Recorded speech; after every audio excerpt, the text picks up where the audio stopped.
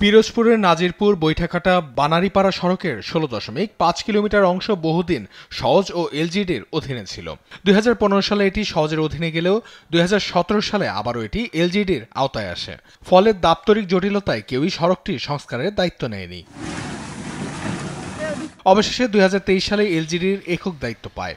পরে ৪৪ কোটি টাকার কাজ পায় ইফতি ইটিসিএল প্রাইভেট লিমিটেড। ২০২৪ সালে কাজ শুরু হয়ে ২০২৫ সালে শেষ হওয়ার কথা থাকলেও এখনও কাজ শুরু হয়নি। দীর্ঘদিন সংস্কার না হওয়ায় সড়কটি চলাচলের অযোগ্য হয়ে পড়েছে।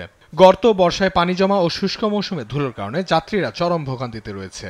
প্রতিদিন ৫টি ইউনিয়নের মানুষ এই সড়ক ব্যবহার করে যাতায়াত করেন। বিগত কয়েক বছর ধরে আমরা শুনতেছি যে কাজ আসতেছে, কাজ হবে, কিন্তু কোনো কিছু নাই।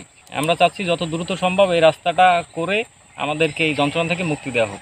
এই রাস্তাঘাটের এই অবস্থা, এই যে বিভিন্ন এই বাচ্চা নিয়ে আসা যাওয়া কতটা কষ্ট। রাস্তাটা যাতে ভালো হয়, এটাই যোগাযোগ ব্যবস্থা ভালো হয়, এটাই আমরা চাচ্ছি। ৪-৫ জন হইলে আর কোনো যাত্রী ওঠে না।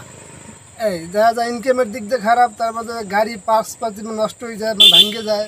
রাস্তার যে অবস্থা, মানুষের জীবন যদি না থাকে তো এই রোড দিয়ে কি হবে? অবহেলিত সড়কটির কিছু অংশ নদীগর্ভে বিলীন হওয়ায় হাজারো মানুষ প্রতিদিন জীবনের ঝুঁকি নিয়ে এই সড়ক দিয়ে চলাচল করছে।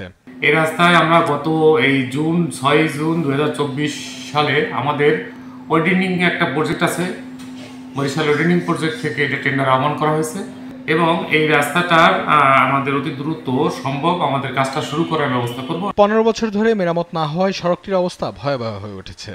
দ্রুত সড়কটি মেরামত করে চলাচলযোগ্য করে তোলার দাবি এলাকাবাসীর। নিউজ ডেস্ক, দেশ টিভি।